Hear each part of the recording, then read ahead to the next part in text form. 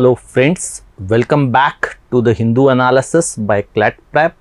मेरा नाम रितेश अग्रवाल है और आज हम फिर से बात करेंगे आज की मेजर स्टोरीज के बारे में। We will discuss all the important events and how are they important from the perspective of CLAT 2022.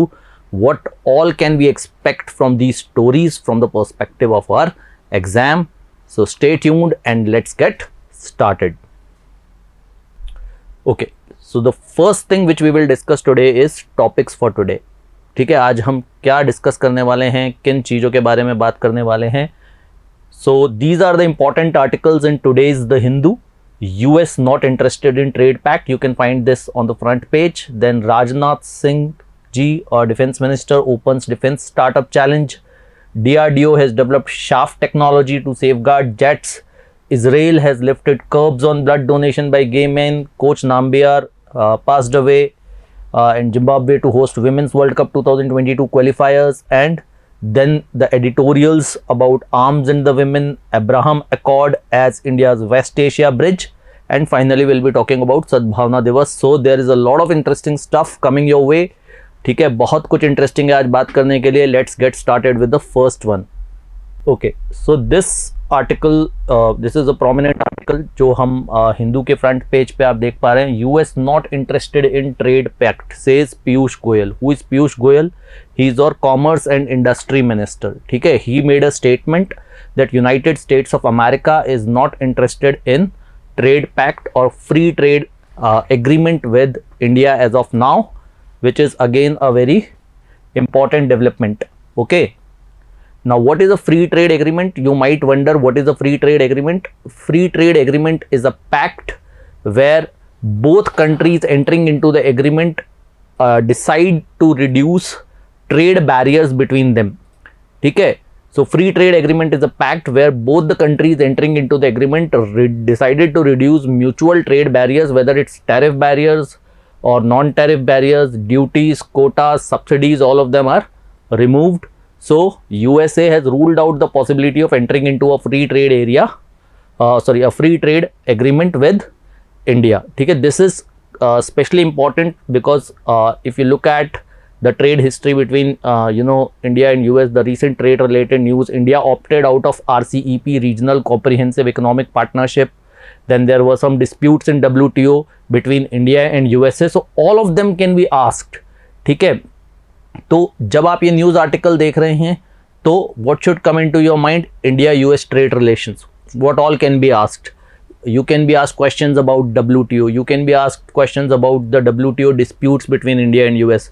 You can be asked questions about RCEP. You can be asked questions about what a free trade agreement is. ठीक है, तो you have to think from that perspective. Next update for today, Defense Minister Rajnath Singh opens Defense Startup Challenge 5.2. Okay, what is Defense Startup Challenge?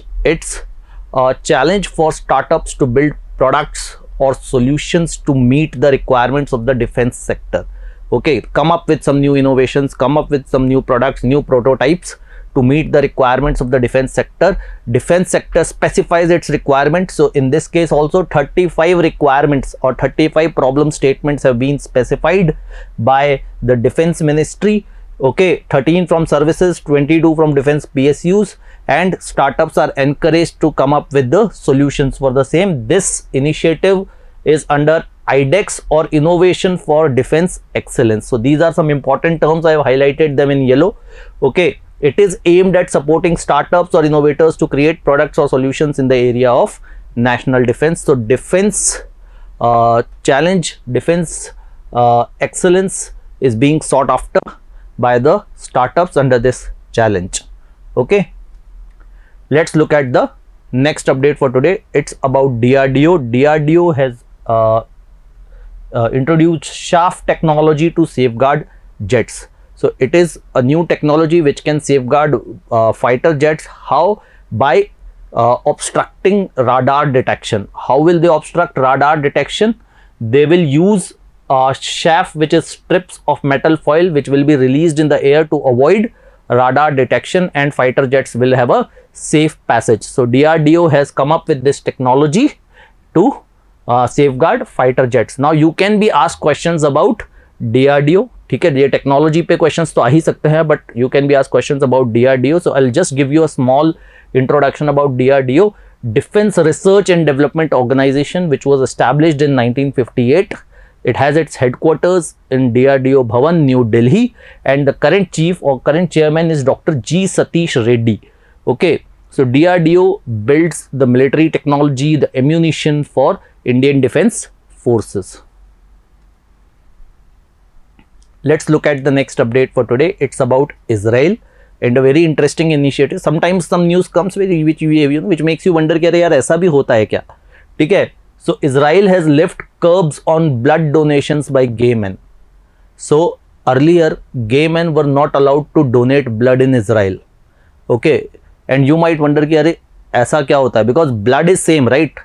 Yeah, I mean your blood, my blood, and a blood for a gay man or another homosexual may not be, I mean will not be different, right?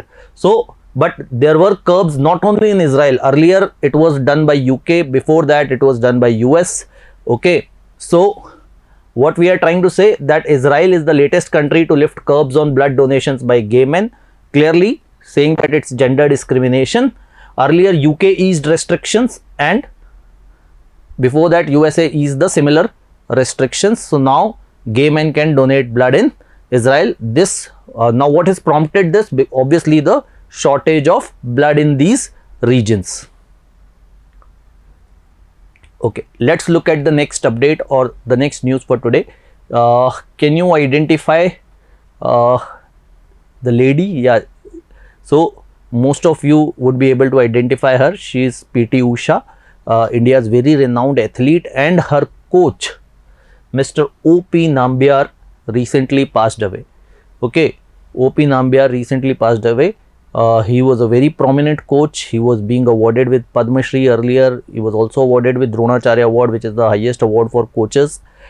He coached PT Usha and made what she is today, and he transformed PT Usha into Asia's golden girl. Yes, PT Usha is also known as Asia's golden girl. He passed away, and that's why he was in news. Okay, he passed away in Kozhikode. Okay, he was awarded with Padma Shri earlier this year, and then he was also awarded with Dronacharya Award earlier. So this is again a very important update and a setback for India's sporting world, right? Okay, let's look at one more news about sports. So Zimbabwe, a country in Africa, we discussed this few days back. If you remember, we were talking about Zambia. Zimbabwe is also an African country. It will host 2022 Women's World Cup qualifier. Okay, Women's World Cup qualifier. Okay, and this will happen between November 21st to December 5, and the actual World Cup, I mean these are just the qualifiers where 10 teams will participate. 3 of them will ultimately participate in the actual Cricket World Cup, the final Cricket World Cup. So this is a qualifier event which will be held in Zimbabwe. The actual World Cup will be held in New Zealand from March 4th to April 3 next year. So Zimbabwe will host the qualifiers where 10 teams will contest, out of which 3 will be shortlisted to play in the actual Cricket World Cup along with the other teams. Okay, what you need to remember, Zimbabwe will host the qualifiers and the World Cup will actually be played in New Zealand. This is for women's cricket. Okay, this is for women's cricket. Okay, so what questions can be asked? Questions can be asked about ICC. Okay, questions can be asked about Zimbabwe, questions can be asked about New Zealand, questions can be asked about women's cricket in India. Okay, so you have to prepare accordingly. Okay, let's come to the editorial section today. Okay, some really interesting articles. I've covered a couple of them. Two really interesting articles. Now the first article says Arms and the Women. It talks about equality, gender equality in Indian Army, and how Indian Army has shown resistance towards ensuring gender equality in the armed forces, and how judiciary has time and again tried to basically implement gender equality in our defense forces. So let's look at some important points. ये article आप बिल्कुल पढ़िएगा. इसमें से जो important facts हैं, जो important data है जो हमारे काम का है, I have tried to submit in this particular session. So it says that in a landmark judgment in February 2020, Supreme Court granted permanent commission to women in short service commission. ठीक है, तो permanent commission army में कब मिला women को? 2020 में supreme court ने दिया इंडियन आर्मी में. ठीक है, it allowed them to give them command postings other than in combat. ठीक है, सो ये कब हुआ? February 2020 में. ठीक है, and then recently yesterday we discussed that Supreme Court has allowed women to write NDA exams. ठीक है, तो that is another avenue to get into Indian Armed Forces. तो NDA एग्जाम जो कि पहले September 5th को scheduled था, now it has been rescheduled to November 14th. Now girls are allowed to write that examination. Earlier only boys were allowed to write that exam. Okay, but this directive is this is an interim order. The final admissions will be subject to the further order of the court, but they have allowed them to write the exam. Okay, so they have opened another gate for women to enter Indian Armed Forces despite of opposition from the government. So till now women could join Indian Army through IMA, Indian Military Academy, or Officers Training Institute. One more avenue has been opened with the Supreme Court allowing women to write NDA exams. ठीक है, तो एक और रास्ता खुल गया है. इसके अलावा if you remember in 75th Independence Day speech, Prime Minister also announced that daughters will be allowed admission in Sainik schools. All these developments combined basically gives us a clue that women will play a more prominent part, a more visible part in Indian Armed Forces in future. ठीक है, तो basically this article talks about gender equality in armed forces and how judiciary is playing an important role in the same. Okay, so interesting article, you can go through it. Okay, this is the most important article for today, and please make sure that you go through this article. Abraham Accords as India's West Asia bridge. It basically is talking about geopolitics and how India is looking at West Asia, relationships with West Asian countries, and how important they are, and how Abraham Accords have played an important part in our basically external affairs towards this region. Okay, तो सबसे पहले the article is not talking about it, but the first thing we will talk about, the first thing I will explain you is what is Abraham Accord. Okay, so it's an agreement which was mediated by United States of America between UAE, Israel and Bahrain. ठीक है, and what is its importance? ऐसी क्या खास बात है इसमें? Because Israel didn't had a diplomatic relation with Arab countries. ठीक है, so because of Israel-Palestine conflict, the relationship between Arab countries and Israel is not great, and that is why the entire region is destabilized. That is one of the regions. Again, there are a lot of problems in West Asia, but what this agreement did, this agreement allowed all these countries, UAE, Israel and Bahrain, to come on the same page and establish full diplomatic ties with each other, start operating airlines between each other, and having diplomatic tie-ups with each other, basically to move forward together. ठीक है, how it helped India? Because earlier India was a little iffy between choosing between these sides. Now as a country we don't have to choose, we can work with both of them, and that has sped up or expedited our efforts to gain traction and foothold in West Asia. कैसे देखते हैं? So recently our Indian Air Force Chief Mr. R.K. Bhadauria, Air Chief Marshal Mr. R.K. Bhadauria visited Israel. Okay, now basically what this says is, this is the line which I was talking about: signing of accord has removed a significant strategic obstacle, that of a balancing act which India has to play between Arab Gulf and Israel. So India had to play a balancing act between Arab countries and Israel because both of them were not on talking terms, but now India can talk with Arab countries and work with Arab countries with as much comfort as it can work with Israel also on the same level.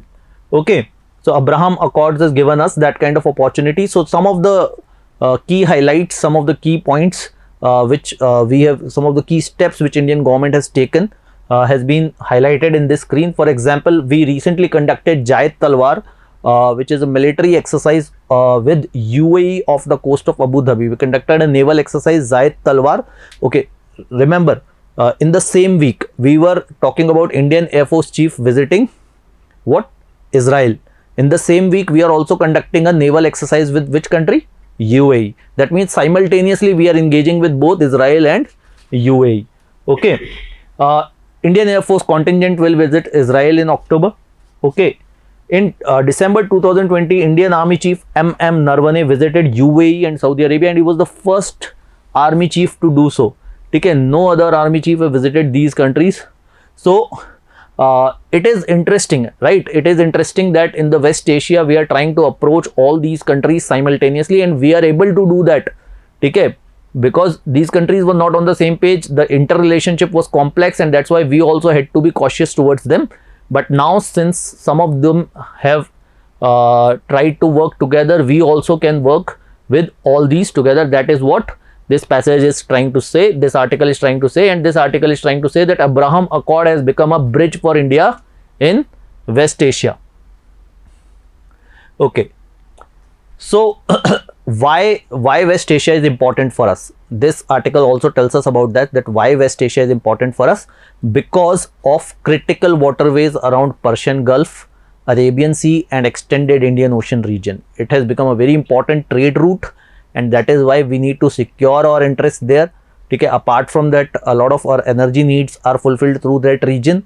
Okay, so that is why West Asia is important for Indian interests, and that is why we have to basically continue our efforts to develop economic, strategic, cultural relationships with these countries, and try to ensure that a peaceful run stays or extends over there. Okay, now it also talks about roadblocks. It says that, okay, there, it's not that Abraham Accord has been signed, so everything is being sorted out. Certain other countries are not approving of that. For example, big countries like Saudi Arabia and Iran are against this, and they are not comfortable with the Abraham Accord. Okay, so Saudi Arabia wants that, okay, first Israel-Palestine issue should be sorted out, and then only we can talk about unity in West Asia. And Iran again is a Shia-Sunni Vivad, the conflict of Sunni-Shia conflict came in the way of Iran and other Arab countries. So, again, our relationship with Saudi Arabia and Iran is also very critical. So again, we have to balance out all these things in future to establish our strength or establish our grip on West Asia. Okay, now we'll talk about Sadbhavna Divas. So today is 20th of August, and 20th of August is being celebrated as Sadbhavna Divas. It is the birth anniversary of Shri Rajiv Gandhi, a former Prime Minister. Okay, so his birth anniversary is being celebrated as Sadbhavna Divas, and a Rajiv Gandhi Sadbhavna Award is also given in his memory. Okay, so today we celebrate the birth anniversary of Mr. Rajiv Gandhi. Okay, on this I will wrap up today's session, but before I wrap up the session, I will ask you one question, okay, so that you can do some work at your place also. Okay, so can you tell me that in which year Rajiv Gandhi, Shri Rajiv Gandhi became the Prime Minister of India? Okay, you can put down your answer in the comments section of this video. Okay, I will repeat the question: in which year Mr. Rajiv Gandhi became the Prime Minister of India? See, what kind of questions can be asked around this? Okay, the kind of questions will be about Rajiv Gandhi. Okay, when did he, became the Prime Minister of India, his policies, his contribution in Indian polity, okay, his death, okay, his interventions in Sri Lanka, his basically modernization policies adopted by him, about the education policy. So there's a lot which Rajiv Gandhi has done. So I want you to research about it and give me the answer of a very simple question, very basic question, that in which year he became the Prime Minister of India. Okay, so I hope you found it useful, and I'll see you again in tomorrow's analysis. Till then keep reading. Thank you.